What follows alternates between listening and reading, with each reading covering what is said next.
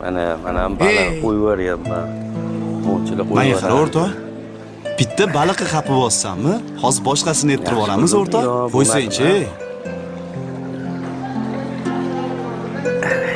Baliq emas o'rtoq. A unda nimaga?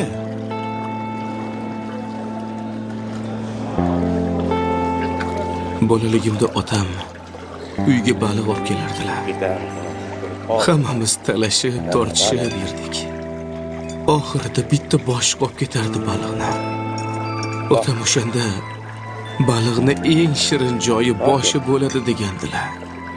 Otam bizni aldagan ekanlar.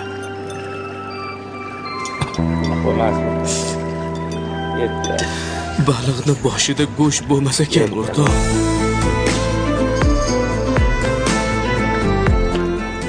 Jasorat nima bilasan? O'z